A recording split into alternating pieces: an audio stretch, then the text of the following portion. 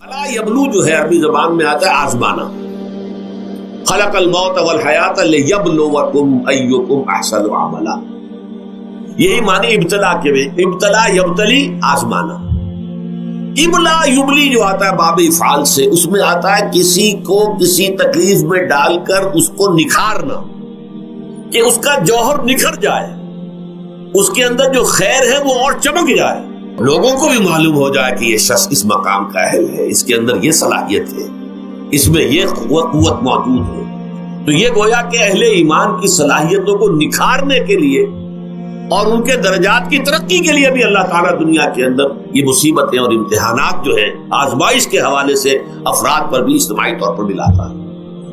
اور ایک اس کا اور بھی ہے, اہل ایمان پر اس طرح کے ابتلا و آزمائش کی ایک نوعیت اور بھی ہے, اور وہ یہ ہے کہ جو بھی آپ سے غیر ارادی طور پر, یا یہ کہ آپ نے کوئی گناہ ارادی طور پر بھی کر لیا, اللہ تعالیٰ اس کی سزا اسی دنیا میں دے کر آخرت کی سزا سے محفوظ کر دے. گویا کہ اس سے بڑا خیر کیا ہوگا. یہاں کی سزا کیا ہے, جھیل لی آپ نے, بخار آ گیا, ٹانگ ٹوٹ گئی, چلیے 3 مہینے آپ بستر پر پڑے رہے نا, اور کیا ہوا, کچھ نہیں. لیکن یہ کہ آخرت کی سزا ملتی بہت عظیم ہے. لہذا کفارہ بناتا ہے اللہ تعالیٰ ان جو بھی گناہ ہو گئے ہیں, غلطیاں ہو گئی ہیں, ان کا کفارہ اللہ تعالیٰ بندہ مومن کے لیے. حضور کی ایک حدیث ہے, اس کا متن مجھے اس وقت یاد نہیں ہے, کہ مومن کا معاملہ عجیب ہے. اسے کوئی تکلیف پہنچتی ہے, صبر کرتا ہے, اس کے گناہوں کا کفارہ بن جاتا ہے, اور اگر کوئی خوبی ملتی ہے اس پر اللہ تعالیٰ کا شکر ادا کرتا ہے, اس کے درجات بلند ہو جاتے ہیں. تو یہ معاملہ جو ہے اللہ تعالیٰ کی طرف سے بندہ مومن کے حق میں خیر, کہ در حقیقت اس کے ان گناہوں کی پاداش کہ جو اس نے یہاں کر لیے ہیں, یہی دنیا میں دے کر دھو دیا جائے, پاک کر دیا جائے. جیسے آپ کو معلوم ہے دھوبی جو ہے کپڑے کو بھٹی میں چڑھاتا ہے, گرم پانی میں ڈالتا ہے, نہیں ڈالتا, تاکہ اس کا میل نکلے. اس کے آگے پٹکتا بھی ہے ذرا اس کو, تاکہ وہ میل اچھی طرح چھٹ جائے اس سے. اسی طرح اگر دنیا میں ہمارے میل چھٹ جائیں, دنیا میں اگر ہمارے گناہ دھل جائیں, تو یہ بڑے نفع کا سودا ہے, بڑے نفع کا سودا ہے, بڑے نفع کا سودا ہے. اس اعتبار سے آپ غور کیجئے کہ اگر یہ حقائق ہمارے سامنے رہے تو کیا کوئی تکلیف دنیا کی ہمیں بھاری محسوس ہوگی. ہمیں تو بتایا یہ گیا ہے کہ عسیٰ ان تکرہوا شیئا وہو خیر لکم وعسیٰ ان تحبوا شیئا وہو شر لکم واللہ یعلم وانتم لا تعلمون. ہو سکتا ہے کہ تم کسی چیز کو ناپسند کرو, ذرا آنے کہ اسی میں تمہارے لیے خیر ہے, تمہیں نہیں پتا. اور ہو سکتا ہے تم کسی چیز کو پسند کرو, ذرا آنے کہ اس میں تمہارا شر ہے, لیکن تمہیں نہیں معلوم. اللہ یعلم وانتم لا تعلمون, اللہ جانتا ہے تم نہیں جانتے. اس حوالے سے سبردم بتو مایا خیشرا خدانی حساب کم و بیشرا. اے اللہ, اس کو کہتے ہیں تفویض. یہ سورہ تغابن کے درس میں یہ تمام مضامین تفصیل سے آتے ہیں کہ ایمان کے جو باطنی ثمرات ہیں اس میں سب سے پہلے مقام رضا ہے, پھر تفویض, توکل ہے. آپ محنت کر رہے ہیں, محنت کر رہے ہیں, محنت کر رہے ہیں, نتیجہ نہیں نکلا. ایک نتیجہ یہ نکلے, ایک بچے نے بہت محنت کی, دن رات کام کیا, فیل ہو گیا امتحان میں. اب صدمے سے کمر ٹوٹ سکتی ہے اس کی, لیکن نہیں, ہو سکتا ہے کہ اللہ تعالیٰ نے اسی میں میرے لیے خیر رکھی. اس لیے کہ ہماری محنت سے کچھ نہیں ہوگا, ہمارے مادی وسائل سے کچھ نہیں ہوگا, ہوگا اللہ کے اذن سے, اللہ کی مرضی سے, اللہ کی مشیت سے. یہ ہمارے لیے خاص طور پر اس اعتبار سے بہت اہم نکتہ ہے. ہم سب راہ حق کے مسافر ہیں, اپنے اپنے بس پڑتے محنت کر رہے ہیں, وقت بھی صرف کر رہے ہیں, مال بھی صرف کر رہے ہیں, محنت کر رہے ہیں, مشقت کر رہے ہیں. لیکن فرض کیجئے جیسا کہ ہے, پھر واقع فرض کیا کیجئے, وہ تو واقع سامنے کی بات ہے, نتائج نکلتے نظر نہیں آ رہے, قدم نہیں بڑھ رہے, ہماری طرف لوگوں کا رجوع عام نہیں ہے. ٹھیک ہے, اس پر قطعاً بدل ہونے کی بات نہیں. یہ اللہ تعالیٰ کی مشیت میں ہوگا, جب وہ چاہے گا تب ہوگا.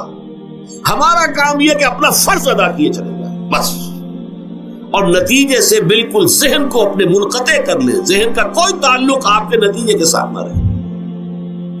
یہ جب تک کیفیت ہماری نہیں ہوگی, ہم اس راہ پر استقامت اور مدام اس پر محنت اور جد و جہد کرنا جو ہے وہ ہمارے لیے ممکن نہیں رہے گا. اس کے لیے میں اگر آپ کے سامنے رکھوں معاملہ کہ حضور صلی اللہ علیہ وسلم کے جو پہلے 10 برس ہیں,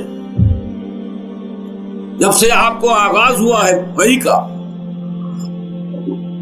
اس کے بعد سے پہلے 10 برس دن رات کی محنت، شدید مشقت، یہاں تک کہ اللہ بھی روک رہا ہے نبی آپ اپنے آپ کو ہلاک کر لیں گے، لعلک باخع نفسک الا یکونوا مؤمنین، کیا آپ اپنے آپ کو اس صدمے میں ہلاک کر لیں گے؟ یہ ایمان نہیں لا رہے، اس قدر صدمہ۔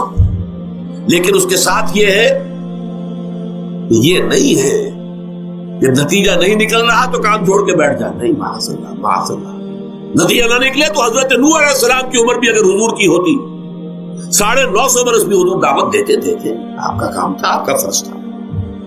حضرت نوح علیہ السلام بھی تو آخر اللہ کے ایک بندے تھے، اللہ کے رسول تھے، 950 برس تک دعوت دی۔ فَلَبِثَ فِيهِمْ أَلْفَ سَنَةٍ إِلَّا 50 عَامًا، یہ تو ہم مانتے ہی نا، اگر قرآن کے اندر نص قطعی صریح الفاظ نہ ہوتے کہ 950 برس تک رہے، ورنہ یہ بات سمجھ سے بالا تر ہے۔ عام طور پر معلوم ہوتا ہے کہ اس دور میں ابھی عمر زیادہ تھی لوگ۔ بہرحال جو میں نے عرض کیا تھا کہ دکھ جس سے انسان متاثر ہوتا ہے، اس کی ایک قسم وہ ہے کہ جو ہمارے ارادہ اور اختیار سے باہر، اللہ کی مشیت سے، اللہ کے اذن سے، اللہ کی مرضی سے آتا ہے، اس کے لیے ہمارا کام صرف برداشت ہے۔ جو شے بھی ہمیں برداشت کی صلاحیت عطا کر دے وہی اس کا علاج ہے۔ جیسے آپ کو معلوم ہے کہ بخار بہت تیز چڑھا ہوا ہے، اس کی دوا نہیں ہے اسپرین یا کوئی اور پیراسیٹامول، بخار کی شدت کو کم کر دے، وہ کوئی علاج نہیں ہے۔ علاج تو ہوگا اگر معلوم ہو کہ کون سے جراثیم ہے، کس کی وجہ سے ہے، اس کا صحیح اینٹی بایوٹک کون سا ہے، وہ دیا، وہ علاج ہوگا۔ یہ علاج نہیں ہے، لیکن اس کی شدت کی کمی اور اس کے اندر جو احساس ہے جھیل جانے کا، وہ انسان کے لیے آسان ہو جاتا ہے۔ یہی مضمون آیا ہے سورہ حدید میں بھی، ما اصاب من مصیبت فی الارض ولا فی انفسکم، یہاں کھول دیا اس مضمون کو۔ میں نے عرض کیا تھا نا کہ یہ آفت سماوی بڑے پیمانے پر بھی ہو سکتی ہے، زمین میں یعنی زلزلہ آ گیا، فلڈ آ گیا، طوفان آ گیا، ولا فی انفسکم، خاص تمہاری جان میں، تمہیں بخار ہو گیا، تمہیں ٹی بی لگ گئی، تمہیں کوئی اور بیماری آ گئی، تمہیں کینسر ہو گیا، معاذ اللہ ثم معاذ اللہ، ہوتا ہے، آخر ہوتا ہے، دنیا میں انسانی زندگی کے ساتھ یہ ساری چیزیں لگی ہوئی ہیں۔ لیکن یہ چیزیں ما اصاب من مصیبت فی الارض ولا فی انفسکم، نہیں پڑتی تم پر کوئی پڑنے والی کوئی مصیبت، کوئی تکلیف، نہ پوری زمین میں بڑے پیمانے پر، نہ تمہاری جانوں میں انفرادی سطح پر، الا فی کتاب من قبل ان نبرأها، مگر یہ کہ وہ تو ایک کتاب میں، کتاب اللہ کے علم کی کتاب، ام الکتاب، اس میں پہلے سے درج موجود ہے۔ یہ الٹ اپ نہیں ہو گیا، یہ اچانک نہیں ہو گیا۔ آپ اچانک سمجھتے ہیں کہ صاحب میں تو جا رہا تھا، اچانک ٹرک نے آ کے مجھے دھکا مار دیا۔ اچانک کوئی شے یہاں نہیں ہوتی، اس کائنات میں پتہ تک نہیں ہلتا جب تک کہ اس نے رب نہ ہو۔ اچانک کا کیا سوال؟ در حقیقت جو ہوتا ہے وہ اللہ تعالیٰ کے علم میں پہلے سے ہے، علم میں کامل، ما کان وما یکون، جو کچھ ہوا جو کچھ ہوگا، مستقبل، ماضی، کل کا کل آنے واحد میں اللہ کے علم میں موجود ہے۔ لہذا یہاں اچانک کچھ نہیں ہوتا، جو بھی آیا ہے اللہ کے علم سے آیا، اور یہ پہلے سے اللہ کے علم کے اندر موجود تھا، لکھا ہوا تھا، الا فی کتاب من قبل ان نبرأها ان ذلک علی اللہ یسیر۔ یہ تمہیں تو مشکل نظر آئے گا لیکن اللہ پر بڑا آسان ہے، اللہ کا علم کامل، ما کانا ما یکون کو آگی ہے۔